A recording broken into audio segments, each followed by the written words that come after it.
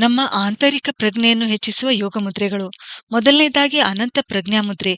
ನಮ್ಮ ಪ್ರಜ್ಞೆಯನ್ನು ಅನಂತವಾಗಿ ಬೆಳೆಸುತ್ತದೆ ಈ ಅನಂತ ಪ್ರಜ್ಞಾ ಮುದ್ರೆ. ಈ ಮುದ್ರೆ ಹೇಗೆ ಮಾಡಬೇಕು ಅಂದ್ರೆ, ಎಲ್ಲಾ ಕೈ ಬೆರಳುಗಳನ್ನ, ತೋರ್ಬೆರಳು ಮತ್ತು ಹೆಬ್ಬೆರಳನ್ನು ಹೊರತುಪಡಿಸಿ ಈ ರೀತಿಯಾಗಿ ಒಂದರೊಳಗೊಂದು ಸೇರಿಸಬೇಕು. ಆಮೇಲೆ ಆಕಾಶ ತತ್ವದ ಮಧ್ಯದ ಬೆರಳುಗಳ ತುದಿ ಅಗ್ನಿ ತತ್ವದ ಹೆಬ್ಬೆರಳುಗಳ ತುದಿಗೆ ಜೋಡಿಸಬೇಕು ಮತ್ತು ಎರಡೂ ಕೈಗಳ ವಾಯು ತತ್ವ ಪ್ರತಿಪಾದಿಸಕ್ಕಂತ ತೋರ್ಬೆರಳುಗಳನ್ನ ಜೋಡಿಸಬೇಕು.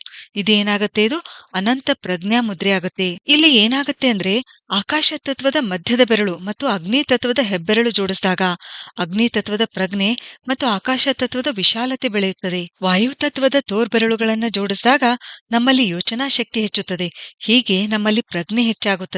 ನಾಗಮುದ್ರೆ. ನಾಗಮುದ್ರೆಯನ್ನು ಮುದ್ರಾ ಫಾರ್ ಡೀಪ್ ಅಂಡರ್ಸ್ಟ್ಯಾಂಡಿಂಗ್ ಅಂತ ಹೇಳ್ತಾರೆ. ಯಾಕೆಂದ್ರೆ ಈ ಮುದ್ರೆ ನಮ್ಮ ಪ್ರಜ್ಞೆಯನ್ನು, ನಮ್ಮ ಕಾನ್ಶಿಯಸ್ ಅನ್ನು ಹೆಚ್ಚಿಸುತ್ತದೆ. ನಾಗಮುದ್ರೆ ಹೇಗೆ ಮಾಡಬೇಕು ಅಂದ್ರೆ, ಎಡಗೈಯ 4